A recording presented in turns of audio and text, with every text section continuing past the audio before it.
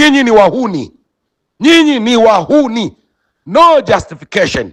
Ninyi ni wahuni na mnaleta uhuni kwenye mpira, ndio maana mnavunja kanuni kijinga jinga. Huwezi kukaa mahali ambapo mambo ya kihuni yanatawala na kanuni na miongozo inapuuzwa. Wanaoongoza mpira wa Tanzania wamewaona hawa watu ni takataka, hawafai, hawana maana yoyote wala mchango wowote kwa mpira wa nchi hii.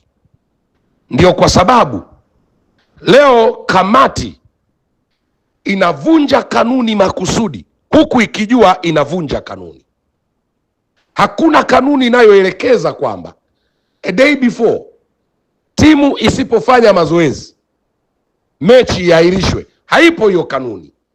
Ni mizuka na uhuni, niite uhuni. Uhuni ni uhuni tu, na uhuni unaofanywa na hizi kamati zilizoundwa na TFF kwa ajili ya kuendesha mpira wetu. Kuna watu walijiandaa kwamba leo ataangalia mechi, alipanga bajeti yake, hawajali. Klabu ya Simba ilipotoa statement yake jana usiku wa manane, tafsiri yake ni kwamba klabu ya Simba inaweza kuamua kipi kifanyike kwenye mpira, halafu kwa sababu mamlaka za mpira zinaiunga mkono hiyo klabu isiyojiweza, maskini ya Mungu, zenyewe huwa zinakuja kusimenti tu hayo maamuzi yao ya kihuni. Leo mpira umeahirishwa, mechi imeahirishwa. Hakuna mtu anajali kuhusu gharama za mashabiki waliosafiri, watu ambao wametoka mbali, watu walionunua tiketi zao. Hayupo huyo mtu. Utauleta mchezo siku nyingine, huyo mtu nani atamsafirisha? Kanuni gani inayowataka wao waahirishe huu mchezo kwa sababu ya vitendo vilivyotokea jana? Haipo. Ni uhuni tu. Kwa hiyo sisi kama wadau wa mpira wa miguu tunampongeza sana mzee Filemon, mjumbe wa kamati, baada ya kuona hawa wahuni wanatekeleza uhuni wao na kuvunja katiba na miongozo ya mpira wa nchi. Mzee ameamua kujiondoa kwenye nafasi zake za kiuongozi.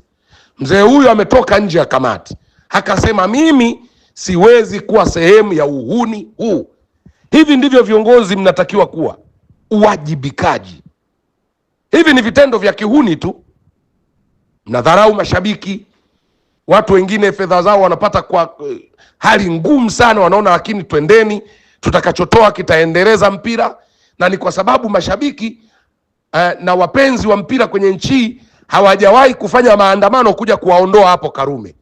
Lakini nawaambia kila siku, wakati hauko mbali, mkiendelea na uhuni mnaofanya, ipo siku watu watachoka, watakuja na bakora kuwachalaza hapo Karume na kuwafukuza wote, muondoke.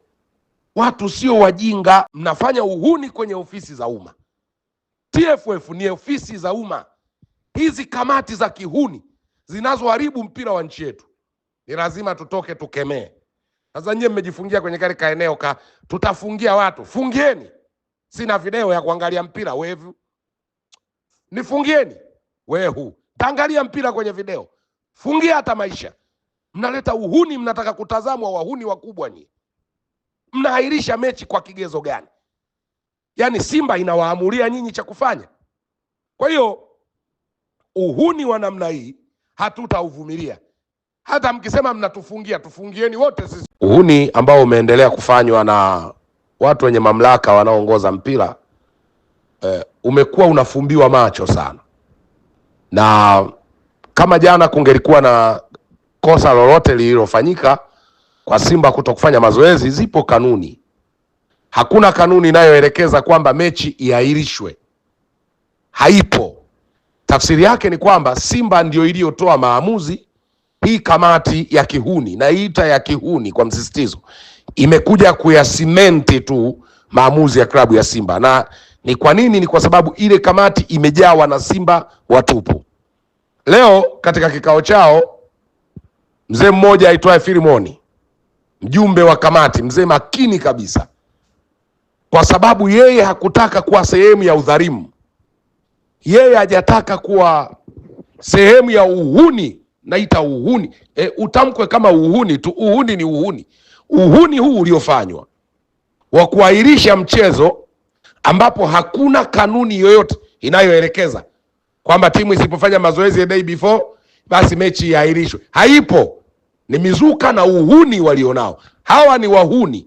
Napenda iende hivi. Hawa ni wahuni. Mzee huyu Philemon amekataa kuwa sehemu ya uhuni huu. Amejiondoa kwenye nafasi zake za kiuongozi. Ametoka nje ya kikao hicho cha kihuni, na kisema tena cha kihuni, kilichokuwepo kwa ajili ya kuifeva Simba Sports, ambayo mwaka huu wamedhamiria wawe mabingwa japo hawana uwezo. Niliwahi kusema huwezi kuwa na kuchukua ubingwa ukiwa umejazana na wakina Mukwala na wakina Vibu Dennis. Mzee huyu anapaswa kupongezwa. Mzee huyu ni tunu ya taifa, ni tunu ya mpira wetu, kwa sababu yeye amekataa uhuni kwa vitendo. Tatizo la nchi yetu, hizi nafasi tunazopata wengi hatujui maana ya uwajibikaji. Huyu mzee angeendelea kusema mimi nabaki kuwa kiongozi, lakini mimi si sehemu ya maamuzi haya, angekuwa sehemu. Lakini kwa sababu hataki unajisi, huyu mzee amejiudhuru leo, amejiondoa kwenye hiyo kamati. Mzee Philemon amefanya jambo ambalo viongozi wengi wa mpira wameshindwa kulifanya, kwa sababu ni waroho wa vyeo, wa madaraka na viposho. Mzee huyu alipolitazama hili jambo na kuona hakuna kanuni inayowaongoza kuahirisha huu mchezo, akaelewa tu kwamba hawa ni wahuni na wanatekeleza uhuni, na mimi kwa heshima yangu Philemon siwezi kuwa sehemu ya uhuni huu. Mzee ameachia nafasi zake, amejiondoa.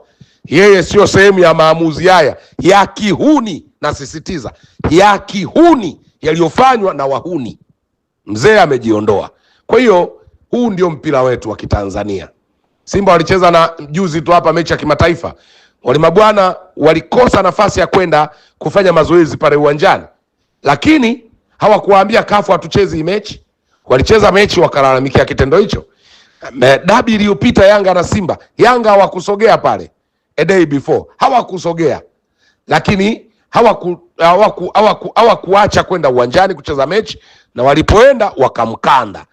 Mzee Philemon, ongera sana, wewe ni shujaa wa mpira huu. Jina lako litaandikwa kwa wino wa dhahabu, kwa wino wa dhahabu.